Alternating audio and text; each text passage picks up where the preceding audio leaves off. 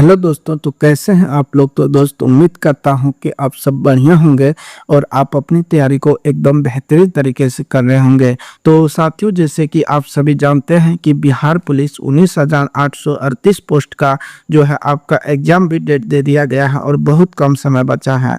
तो साथियों, इसके लिए जो मैं आपको साइंस में जो 30 से 35 क्वेश्चन आते हैं, इसके लिए जो है आपको प्रत्येक दिन हम क्लास देते हैं। तो साथियों, इसी क्रम में जो है कल के वीडियो में हम देखे थे कि वनस्पति शास्त्र, मानव रक्त, जंतु ऊतक और जो जंतु विज्ञान है, इन सारी टॉपिक का जो है वन लाइनर क्वेश्चन किए थे। तो साथियों, अगर आप वो वाला वीडियो नहीं देखे हैं तो आप लोग जरूर देखना। और आज के इस वीडियो में जो है उससे बनने वाले जो 40 मोस्ट इंपॉर्टेंट क्वेश्चन है जो आपके एग्जाम में आएगा क्वेश्चन, वो क्वेश्चन आज के इस वीडियो में देखने वाले हैं। तो साथियों, आप लोग इस वीडियो को पूरे अंत तक देखिएगा। अगर कोई भी दोस्त इसका पीडीएफ चाहते हैं तो आपको इसी वीडियो के नीचे डिस्क्रिप्शन में टेलीग्राम लिंक मिलेगा और वहां से आप लोग टेलीग्राम को ज्वाइन कीजिएगा। इसका जो पीडीएफ है वो भी आप लोग को मिल जाएगा। तो चलिए साथियों, वीडियो को शुरुआत करते हैं एकदम बेहतरीन तरीके से। सभी मोस्ट इंपॉर्टेंट क्वेश्चन है, कहीं न कहीं एग्जाम में पूछा गया प्रश्न है।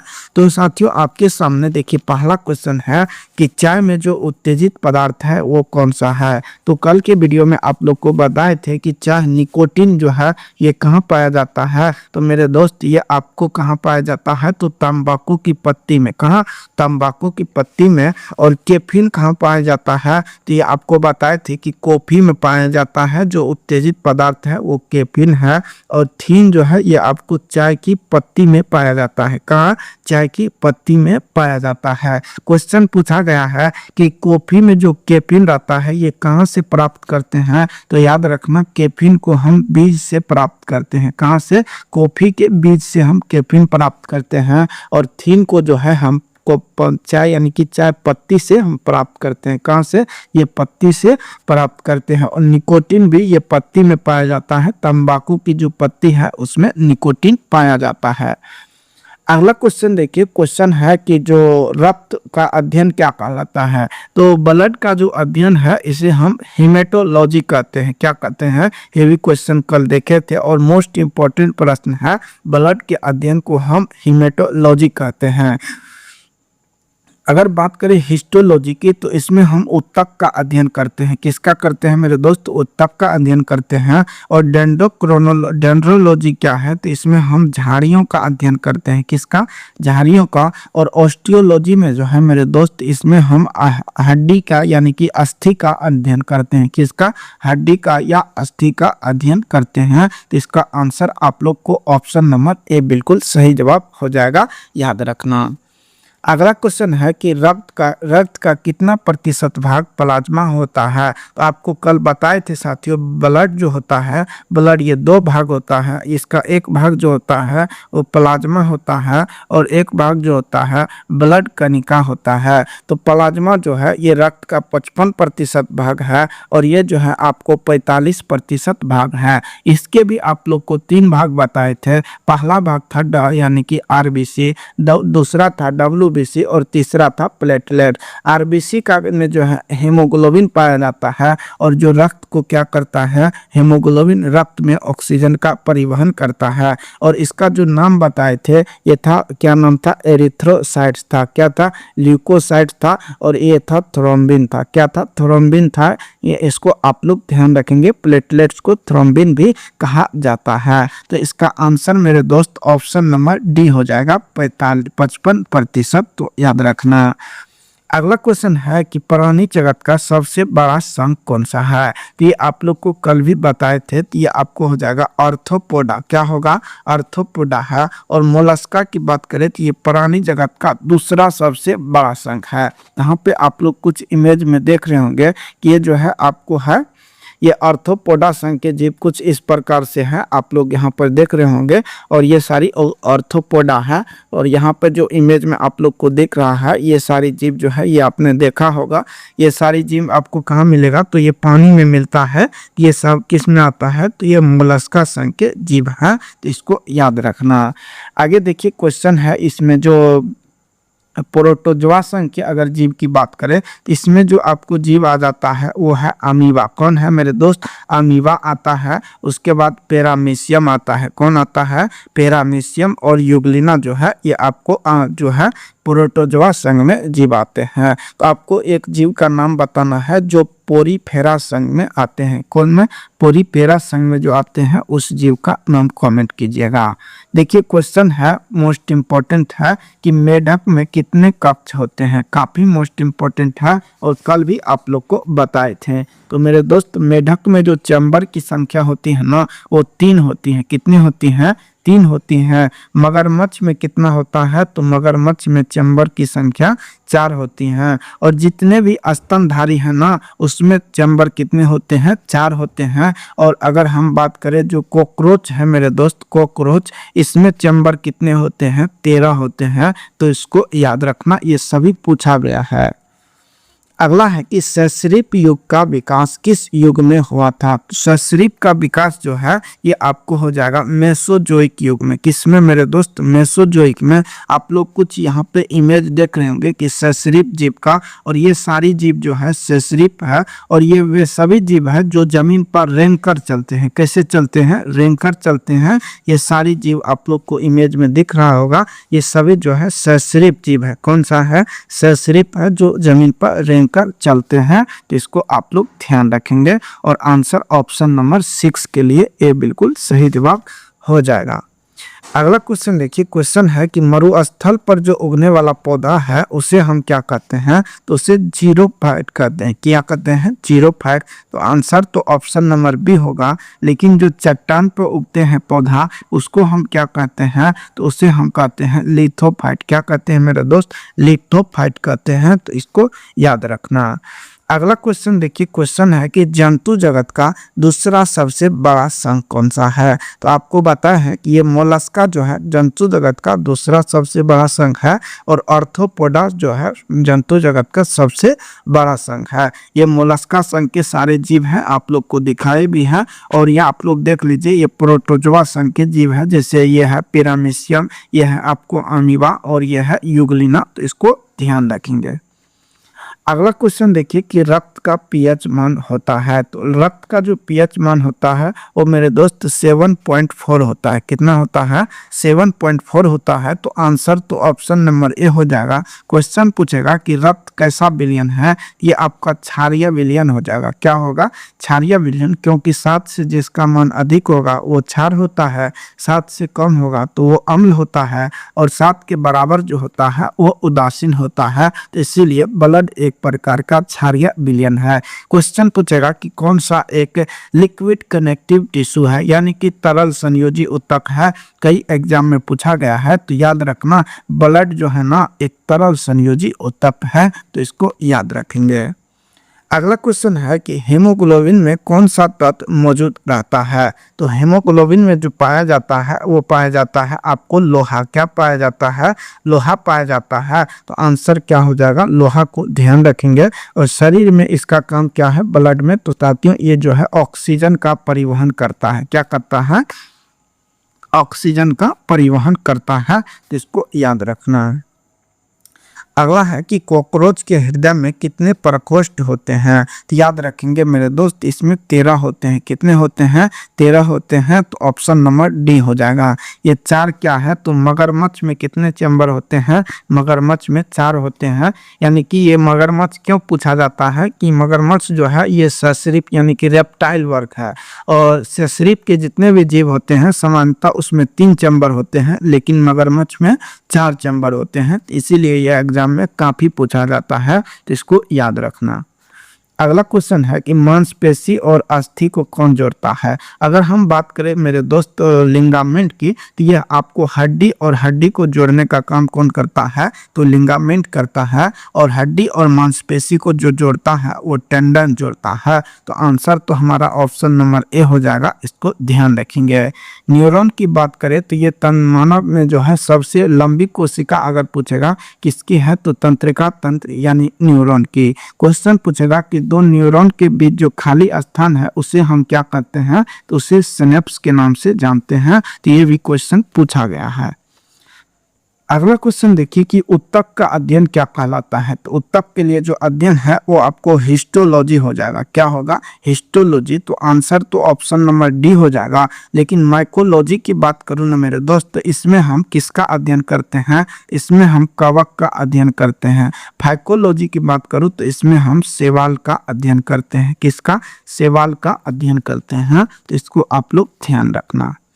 अगला क्वेश्चन है कि पदार्थ की चौथी अवस्था कौन सी है? तो ये आपको केमिस्ट्री का है और ये प्लाज्मा हो जाएगा। ऑप्शन नंबर ए बिल्कुल सही जवाब है। अगला है कि पक्षियों का अध्ययन क्या कहलाता है? तो पक्षी का जो अध्ययन है वो है ऑर्निथोलॉजी। क्या है? ऑर्निथोलॉजी। तो ऑप्शन नंबर तो बी बिल्कुल सही जवाब होगा। लेकिन अगर बात करें इक्यूथोलॉजी, तो इसमें हम मछली का अध्ययन करते हैं। किसका? मछली का अध्ययन करते हैं। एंटोमोलॉजी में जो है हम कीट पतंग के बारे में जानते हैं। कीट पतंग यानी कि कीड़ों के बारे में जो अध्ययन करते हैं वो एंटोमोलॉजी में करते हैं। तो इसको याद रखना है। अगला क्वेश्चन है कि सबसे जो बड़ा स्तनधारी है वो कौन सा है? तो ये आपको ब्लू व्हेल हो जाएगा। क्या हो जाएगा? नीला मछली ब्लू व्हेल हो जाएगा। आप लोग को ध्यान रखना, नीला व्हेल ये आप लोग को दिख रहा होगा कुछ इस प्रकार का, और ये मछली है और सबसे बड़ा स्तनधारी है। इसको याद रखेंगे। अगर मगरमच्छ तो आप लोग बता चुके हैं। देखिए आगे बढ़ते हैं। अगला है कि दो न्यूरॉन के बीच जो खाली जगह है उसे हम क्या कहते हैं? तो उसे सिनेप्स कहते हैं। क्या कहते हैं मेरे दोस्त? सिनेप्स। तो ऑप्शन नंबर डी यहाँ पे बिल्कुल सही जवाब हो जाएगा। ये आप लोग का न्यूरॉन का कुछ इमेज है जो सबसे लंबी तंत्रिका कोशिका है। तो यहाँ पे कुछ देख रहे होंगे, ये सब आपको फिगर दे करके पूछा जाता है कई एग्जाम में। तो ये आप लोग जो न्यूरॉन में देख रहे होंगे ये न्यूरॉन का क्या है? तो ये न्यूक्लियस है। और ये वाला पार्ट जो आप लोग दिख रहे होंगे ये सेल बॉडी है, न्यूक्लियस की कोशिका यानी कि शरीर है, शारीरिक कोशिका। और यहाँ पर जो ये आप लोग को दिख रहा है जहाँ ये एक्सॉन है, क्या है? एक्सॉन है। और ये जो आप लोग को दिख रहा है ये है माइलिन शीथ। क्या है? माइलिन शीथ है। और आप लोग को दिख रहा होगा ये पूरा भाग माइलिन शीथ है। और इसमें जो कुछ इस प्रकार बना हुआ है ये क्या है? तो ये आपको जो है ये सेल हो जाएगा। और ये जो है आपको क्या है? तो नोड ऑफ रिनेवीर। क्या है? रिनेवीर है। आप लोग इसको ध्यान रखेंगे। और ये जो है ये वाला भाग पूछा जाता है कि जो न्यूरॉन में जिस तरह से फैले रहते हैं तो ये क्या है? तो ये डेंड्राइट है। क्या है? डेंड्राइट है जो सूचना को ग्रहण करते हैं। तो इसको आप लोग ध्यान रखेंगे। ये न्यूरॉन का इमेज हो गया आपके सामने। अगला है क्वेश्चन कि स्वस्थ शरीर में कितना रक्त होता है? ये आपको 5 से 6 लीटर हो जाएगा। अगर भार का पूछेगा तो शरीर के भार का 7% होता है। तो इसको याद रखना। अगला क्वेश्चन है कि प्लाज्मा में जल कितना होता है? तो ये बताया है कि इसमें 90% जल होता है, बाकी 10% अन्य खनिज पदार्थ पाया जाता है। तो इसको याद रखना। अगला क्वेश्चन है कि मछलियां श्वसन किसके द्वारा करती हैं?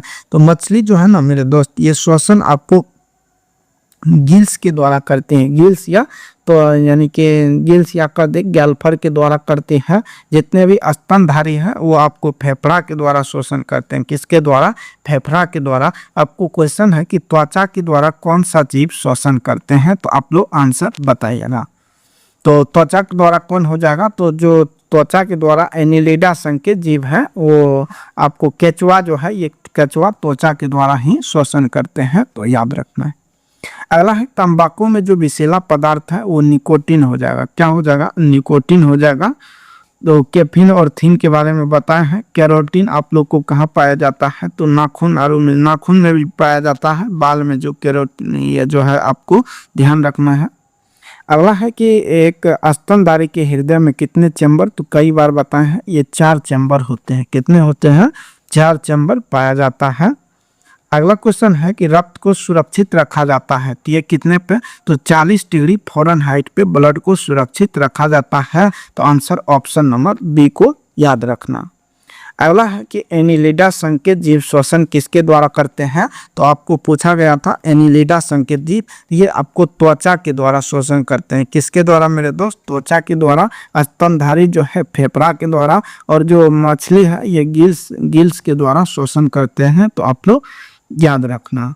अगला है कि तंत्रिका कोशिका यानी कि उत्तेजना उत्तक कहलाता है। तो तंत्रिका कोशिका को टेंडन क्या है? तो ये हड्डी और मांसपेशी को जोड़ता है। लसिका भी क्या है? तो लसिका एक प्रकार का भी क्या है, उत्तप्त है, तो याद रखना। अगला है कि जो रुधिर का तरल भाग क्या कहलाता है, तो तरल भाग को प्लाज्मा कहते हैं। और प्लाज्मा में से अगर हम क्या कहते हैं, प्लाज्मा में से अगर हम निकाल लेते हैं तो वो सीरम बचता है। क्या निकालते हैं, तो फाइब्रोनोजिन। क्या निकालते हैं, फाइब्रोनोजिन प्रोटीन अगर निकाल लेते हैं तो वो सीरम बचता है। तो ये भी एग्जाम में पूछा गया है। अगला है सबसे छोटा पक्षी, तो ये आपको हो जाएगा hummingbird, option number C. आप लोग इस तरह के पक्षी को देखा होगा और ये सबसे छोटा पक्षी है।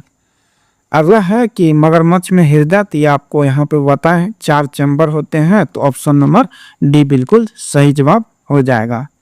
अगला क्वेश्चन देखिए, क्वेश्चन है कि मेढक में कितने चैम्बर होते हैं। ये भी मोस्ट इंपॉर्टेंट है। मेढक में जो चैम्बर की संख्या होती है मेरे दोस्त, ये आपको हो जाएगा 3। कितना होता है, 3 होता है। सांप में कितने चैम्बर होते हैं, आप लोग क्वेश्चन का आंसर कमेंट बॉक्स में बताया। अगला है कि पौधे वृद्धि के लिए कितने पोषक तत्व की जरूरत होती है, तो ये आपको हो जाएगा कितना, 16 होता है। ऑप्शन नंबर डी यहाँ पे बिल्कुल सही जवाब हो जाएगा। अगला है कि चट्टान पर उगने वाला पौधा क्या कहलाता है, तो चट्टान के लिए लिथोफाइट्स, और जो मरुस्थल में उगते हैं वो जीरोफाइट्स हो जाएगा। तो ऑप्शन नंबर बी यहाँ पर सही जवाब होगा। अगला है कि मॉर्फिन किससे प्राप्त होता है, तो ये अफीम के पौधा से। आपको बताए थे कल की वीडियो में, ये आपको अफीम के पौधा से मॉर्फिन प्राप्त होता है। अगला क्वेश्चन है कि शरीर में मांसपेशियों की कुल संख्या कितनी है, तो 206 हड्डी होती है और 639 मांसपेशी होती हैं। और नवजात शिशु में हड्डी की संख्या 300 होती है, इसको याद रखेंगे। अगला है मानव शरीर की सबसे छोटी मांसपेशी कौन सी है, तो ये सबसे छोटी मांसपेशी पूछा है ना, तो इसका सही जवाब हो जाएगा स्टेपिडियस। क्या हो जाएगा, स्टेपिडियस। और ग्लूटियस मैक्सिमस जो है ये आपका सबसे बड़ी मांसपेशी है, तो इसको ध्यान रखना। अगला क्वेश्चन है कि रक्त की मात्रा शरीर के भाग का लगभग कितना प्रतिशत होता है, तो ये भार हो जाएगा। और भार का ये 7% होता है, तो ऑप्शन नंबर बी यहाँ पे सही जवाब हो जाएगा। अगला है कि कीटों का अध्ययन क्या कहलाता है, तो ये आपको बताए थे कि एंटोमोलॉजी कहलाता है। एंटोमोलॉजी, तो ऑप्शन नंबर यहाँ पे बी बिल्कुल सही जवाब हो जाएगा। इक्योथोलॉजी में हम मछली का अध्ययन करते हैं। क्रिप्टोलॉजी में आप लोग को बताना है किसका अध्ययन किया जाता है। अगला है प्रोटोजोआ संघ में, तो ये बताए हैं कि अमीबा, यूग्लिना और पैरामीशियम जो है ये तीनों हो जाएगा। तो आंसर ऑप्शन नंबर डी बिल्कुल सही जवाब है। अगला देखिए नेक्स्ट क्वेश्चन है कि रक्त की प्रकृति कैसी होती है, तो ये 7.4 इसका पीएच मान होता है। और प्रकृति कैसी हो जाएगी, क्षारीय हो जाएगी। नेक्स्ट अगला क्वेश्चन देखिए, क्वेश्चन है कि निम्नलिखित में से कौन सा एक कीट नहीं है, तो यहाँ पे बताना है कि कौन एक कीट नहीं है। तो इसका जो सही जवाब हो जाएगा वो आपका हो जाएगा मकड़ी। क्या होगा, मकड़ी होगा। ऑप्शन नंबर डी जो है एकदम सही जवाब है। नेक्स्ट अगला क्वेश्चन देखिए, क्वेश्चन है कि मेढक का लार्वा क्या कहलाता है। मोस्ट इंपॉर्टेंट प्रश्न है। तो मेढक का जो लार्वा है इसे हम कहते हैं टेडपोल कहते हैं। क्या कहते हैं, टेडपोल कहते हैं। आपको बताना है कि प्यूपा जो है किसके लार्वा है। इसका आंसर हम उम्मीद करेंगे कि आप लोग कमेंट बॉक्स में जरूर दीजिएगा। और साथियों ये आपके सामने जो 40 क्वेश्चन था इसको मैंने कराया है। ये 40 में से आप लोग कुल कितने क्वेश्चन को किए हैं ये भी कमेंट बॉक्स में ज़रूर बताइएगा। और साथियों कैसा लगा ज़रूर बताना कमेंट बॉक्स में। अगर आप लोग को पसंद आया है तो एक लाइक वीडियो को ज़रूर करना, और चैनल पर न्यू है सब्सक्राइब कर लीजिएगा।